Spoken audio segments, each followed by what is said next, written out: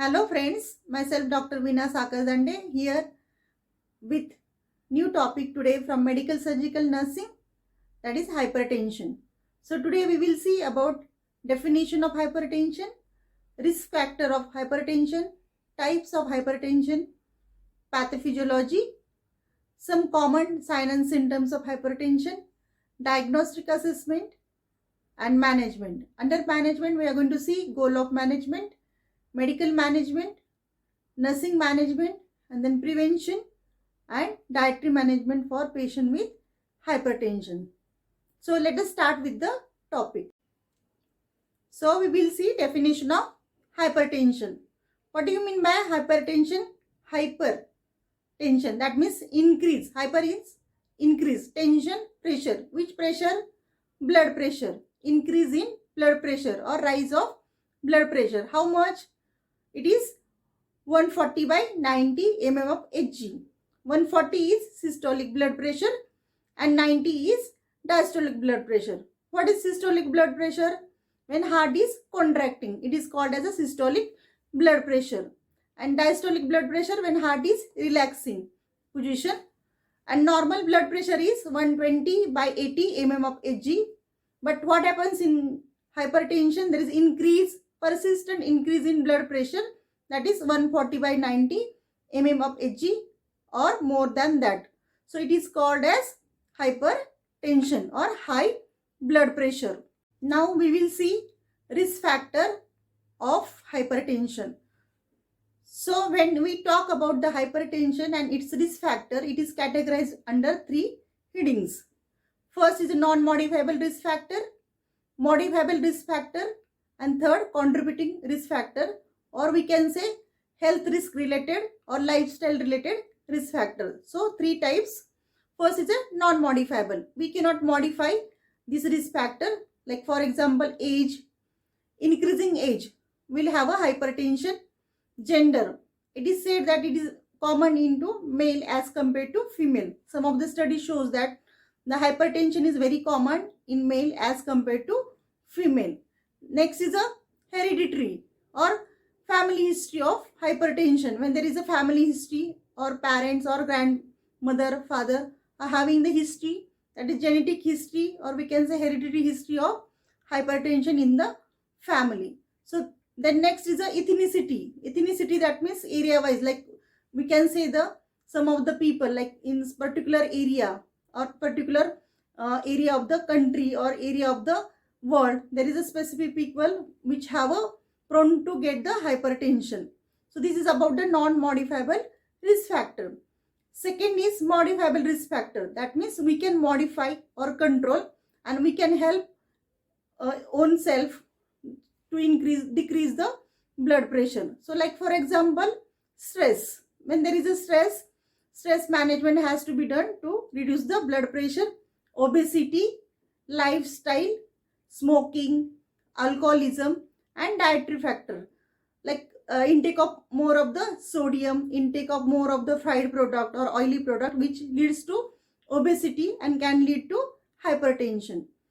Third one is a contributing risk factor. That means contributing to the risk of developing hypertension or further complications. So what are they? So first is a, like again I will say, dietary salt or dietary sodium intake, more sodium intake or less potassium intake, then stress, then there will be a lifestyle practices like lack of exercise, lack of activity, which is contributing to the diseases like hypertension or smoking, alcoholism. These are the some of the contributing risk factor. So we have seen risk factor like modifiable, non-modifiable and contributing risk factors which are responsible for developing high blood pressure. Now we will see types of hypertension or classification of hypertension. So in that first is a hypertension. What is hypertension? That means increase in blood pressure, that is 140 by 90. That means systolic and diastolic increase of blood pressure is called as a hypertension. Second is primary hypertension. What is primary hypertension? That means patient will have only hypertension. There will be no associated disorder. So increase in blood pressure, and it is diagnosed as a hypertension, that is primary hypertension. Third is a secondary hypertension. What is secondary hypertension? There will be some underlying disorder or underlying cause for hypertension like diabetes mellitus, renal failure, thyroid problems or heart problem, which leads to increase in blood pressure, and patient is diagnosed with some of the disorder called as a secondary hypertension. Fourth one is a white coat hypertension. White coat hypertension, that means it is commonly seen in the children's, like fear. Children may have a fear, and because of white coat, or we can say white uniform, they will have a temporary increase in blood pressure, that is white coat hypertension. Next is a pre-hypertension. Pre-hypertension, that means patient will have an increase in blood pressure, but it is not at the frequently there is no increase in blood pressure, but one stage before diagnosis of hypertension. Isolated systolic hypertension. So what is this? When there is a only increase of blood pressure, that is systolic blood pressure. Systolic blood pressure is what? When there is a contraction of the heart, that is highest blood pressure. If it is increased more than 140 by mm of Hg, it is called isolated systolic hypertension, where the diastolic blood pressure will be at the normal level. Next is a preeclampsia. What is preeclampsia? There is increase in blood pressure during the pregnancy or maybe immediate after the pregnancy, where decreased blood circulation to the vital organ, and then female may have increase in blood pressure, and it can be one of the complication during antenatal, during delivery and postnatal period. So preeclampsia. Next is a gestational hypertension. Gestational hypertension, that means when woman is pregnant and at the week of 20 there will be, after the week of 20 there will be increase in blood pressure, that is 140 by 90 mm of Hg or more than that, is called as gestational hypertension. So these are the some of the types of hypertension. So next part we will see signs and symptoms of hypertension or clinical features of hypertension, or it is also called as a clinical manifestations of hypertension. So initially the patient will be asymptomatic, that means there will be no symptoms, but when we measure the blood pressure there will be increase in blood pressure, persistent increase in blood pressure, that is 140 by 90 mm of Hg or more than that. If you check like morning, afternoon, evening time, or for few days there is increase in blood pressure. So along with blood pressure, increase in blood pressure, there will be a lethargy. Patient will have a lethargy, tiredness because of fluctuation of blood pressure. Patient may have a vision problems. Patient may have insomnia, headache at the occipital backside, headache, occipital headache. Patient may have. Patient will be confused. Patient may have a nose bleeding. And in severe condition, patient may feel like breathing problems, dyspnea, or patient will be easily tired after doing some activity. So these are the some of the signs and symptoms of hypertension. Now we will see diagnostic assessment for patient with hypertension. When we talk about the investigation or diagnostic assessment, first is a history taking. In detail history taking of the patient, like when patient is arrived, we have to take the past medical history, surgical history, history of chronic disorder, any other medication patient is taking, history about the risk factor, contributing risk factor, modifiable, non-modifiable risk factor. So in detail history of diet also we have to take. So detailed history is very important. Next we are going to have the physical examination. In physical examination, head to toe examination. Then specific examination, mainly basically chest examination, that is cardiovascular examination. Next, assessing the blood pressure and sign and symptom of hypertension. After these laboratory investigations, in laboratory investigation, complete blood count, then sodium and potassium level, serum creatinine, urea creatinine, then blood urea nitrogen, then lipid profile we have to check, Then ECG monitoring, chest X-ray, CT scan, and some of the investigation depend on the underlying cause of the disease where the patient is having associated problem, like blood sugar level, thyroid blood test and scan, continuous ECG monitoring and interpretation of that. Now we will start with the management of hypertension. So management of hypertension, first we are going to see goal of management. So what will be the goal of management? First is a control the complications because of hypertension. If there may be any complication like cerebral bleed or heart problem or any other chronic problem, or patient may go in complication, we need to control it. Control of the complication and prevention of high blood pressure and control of high blood pressure. So this will be a goal of management. Next we will see medical management. Under medical management, pharmacological management, dietary management and therapeutic management. And then next we are going to see nursing management, prevention and health education. So first is a diuretic.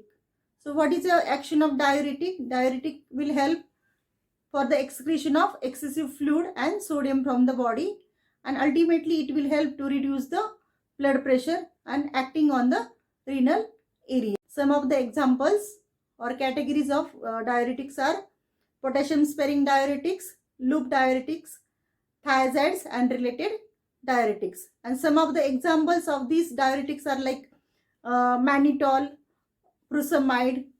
Next is a beta blocker.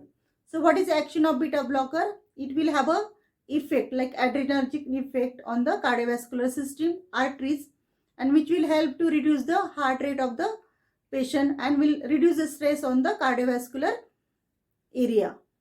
Some of the examples for beta blocker: atenolol, bitoprolol, etc. Next drug given for the hypertension is calcium channel blocker. So what is the action of this group of the drug? Mainly it helps to decrease the blood pressure by dilating the arteries and veins and will improve the blood circulation towards the heart. And some of the examples of calcium channel blockers are amlodipine, angiotensin converting enzyme inhibitor, which are helping to lower the blood pressure by dilating the arteries. And some of the examples of this like ketapril, metapril are some of the example of angiotensin converting enzyme inhibitor. Next is angiotensin 2 receptor blockers, and these type of drug also help to reduce the blood pressure by dilating the arteries. And common example is losartan and telmisartan. Now we will see pathophysiology of hypertension. So under pathophysiology, first we will understand the normal mechanism. So what is blood pressure? The definition of blood pressure, that is a pressure exerted by blood on the vessel which it flows. So whatever pressure is exerted on the wall of the arteries, veins, or we can say vessels through it flowing through the veins or arteries is called blood pressure.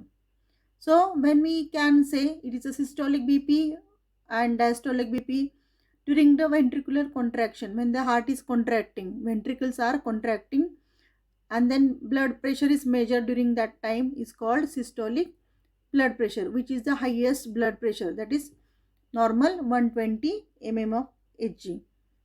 Diastolic blood pressure during the ventricular relaxation, when the heart and ventricular is relaxed, and diastolic blood pressure is a lowest blood pressure and normal is 80 mm of Hg. So what happens? Blood pressure is regulated by mainly two factors. Main is blood flow and second is peripheral vascular resistance. Blood flow within the veins and arteries, or basically we measure the pressure during arterial flow and peripheral vascular resistance and venous return. Next, what will happen? There is a dilation and constriction of peripheral arteries. Whenever there is a dilation and constriction of peripheral arteries, there will be a several mechanism to control this mechanism of pathophysiology. So there are mainly two factors or two systems we can say which are helping to control this mechanism of dilation and constriction of peripheral arterioles. First is a sympathetic nervous system and second is renin-angiotensin system. So what is sympathetic nervous system? It has a function of passing the impulses and control the blood pressure or mechanism of dilation and constriction. And renin-angiotensin, mainly it releases some of the hormones we will see later during the pathophysiology. So renin-angiotensin balance. So what happens? There will be a medulla which is present into vasomotor center. Medulla is an important or major part in the brain, that is called vasomotor center, and it is stimulated by baroreceptor or psychogenic stress. Some stimulus like the psychological stress or any negative reaction, and then stimulation of baroreceptor. And then there will be impulses are carried out through the sympathetic nervous system because of this psychogenic stress or some of the stimulant, for example stress. So impulses goes to the through the sympathetic nervous system. Then what will happen next procedure or step of pathophysiology? There will be release of catecholamine. Release of catecholamine, for example nephrin and norepinephrine. These are the two catecholamine released after this stimulation, and these are secreted by adrenal medulla and released from postganglionic nerve fiber. What happens? There is release of catecholamine. For example, nephrin and norepinephrine, and these enzymes are secreted by adrenal medulla and released from postganglionic nerve fiber. Then this mechanism is divided into now two parts. First is related to vasoconstriction and second is related to blood vessel constriction. When there is a vasoconstriction, that is constrictions or narrowing of the vessels, there will be a ventricular contraction, and which leads to increased cardiac output. When there is a increased contraction, ultimately cardiac output will be increased. Second side, there is a blood vessel constrictions, which leads to blood vessel constrictions, and ultimately there will be increased peripheral resistance, and then this mechanism lead to increase into blood pressure. Next is a dietary management. In dietary management, basically hypertension, it should be advised that low cholesterol and low sodium diet. So we need to find out or advise the patient and family members low cholesterol diet and low salt diet. So low cholesterol in the sense there should be some product should be avoided, like the fried food, then oily food, much of the fried food or non-vegetarian food or cream of the milk, which includes the high cholesterol. So low cholesterol diet has to be advised, like vegetable, fruits, multigrains, salad and all. Low sodium diet, that means patient should have a low sodium salt in the diet, then decrease the pickle, papad or salted fish. So low salt diet. This low cholesterol and low salt diet will help to reduce the blood pressure and obesity. Next is a prevention and control of hypertension. So here there are some tips to control and prevent the high blood pressure. It is said that eat a heart healthy diet. Eat a heart healthy diet including potassium, fiber and drink plenty of water. That means whatever is healthy for the heart, like low cholesterol, low sodium diet should be included into diet, and there should be a excess amount of potassium, fibers and lots of water. Second point, exercise regularly, at least minimum 30 minutes of walk and exercise. Along with that, pranayam, some of the practice of alternative therapy, active and passive exercise depend on the condition. It is must, and it should be a like daily routine. Quit smoking and alcoholism, it has to be avoided. As we have seen in the risk factor, smoking and alcoholism leads to hypertension, so it has to be totally stopped. Then limit the amount of sodium to eat, which will help to reduce the blood pressure. As sodium is increasing, there is increasing in blood pressure, and it should be very less than 1500 milligram per day minimum requirement, and it should be like less than that if the patient is having severe hypertension. Reduce stress, which will help to reduce the blood pressure. So try to avoid the things that causes the stress for you, and you can also try meditation, yoga, pranayama, alternative therapy, music therapy. So try to reduce the stress with the stress management. Then stay at a healthy body weight. That means weight management. Weight management, reduce the weight. Like you should avoid the food product like less amount of glucose and the fatty product. Regular exercise, which will help to reduce the stress. So this is about the prevention and control of hypertension. Next we will see complications of hypertension. In complications of hypertension, there are so many hypertension complications, because if precaution is not taken, risk factors are not avoided, and proper treatment is not taken, patient land up into some of the complications like aortic dissection. Aortic dissection, that means there will be a problem with the aortic valvular contractility and cardiac output. Arteriosclerosis, that is deposition of fat within the arteries. And next is a brain damage, when there is increase into high blood pressure, severe blood pressure, it may lead to intracranial bleed and then brain damage. Congestive heart failure, if chronic hypertension, untreated hypertension leads to overload on the heart, leads to congestive heart failure. In chronic kidney disease, mainly it is a secondary after hypertension. Heart attack, because of again atherosclerosis and sudden increase into blood pressure. Then hypertensive heart disease, peripheral artery disease, complication during pregnancy if it is a gestational hypertension, or preeclampsia, stroke, and vision loss. These are some of the complications of hypertension. Next, we will see nursing management for the patient with hypertension.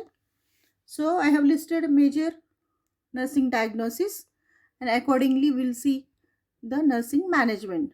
So, first nursing diagnosis, discomfort related to headache, secondary to high blood pressure. So, here expected outcome will be patient will verbalize relief of headache by evidence of normal blood pressure. So we are going to plan the intervention for this. Assess the discomfort, assess the pain, that is headache, give comfortable position to patient, measure blood pressure, diversional therapy, medications, stress management for the discomfort related to headache secondary to high blood pressure. Second nursing diagnosis, altered sensory function related to confusion. So here confusion will be there because of hypertension. Expected outcome will be patient will have a normal sensory function by evidence of relief of confusion. So here we are going to assess the sensory function of the patient, assess vital parameters, assess patient's mental condition, any contributing cause which leads to confusion, adequate rest and sleep, and treatment for hypertension. Next, altered sleep pattern related to fatigue and headache. So expected outcome will be patient will have a sound sleep by relief of headache and fatigue. So assess the sleep pattern, provide the diversional therapy, monitor vital signs, provide the soothing, calm, quiet environment to the patient, and stress management. Next, alter nutrition more than body requirement related to dietary restriction, or it can be a altered nutrition less than body requirement related to dietary restrictions. So here assess the expected outcome will be patient will have a normal nutritional pattern as evidenced by low salt and low cholesterol diet. So assess the nutritional pattern of the patient, assess likes and dislikes, advise the patient which food to be reduced or avoided and which food has to be taken. So this is about the nursing management of patient with hypertension.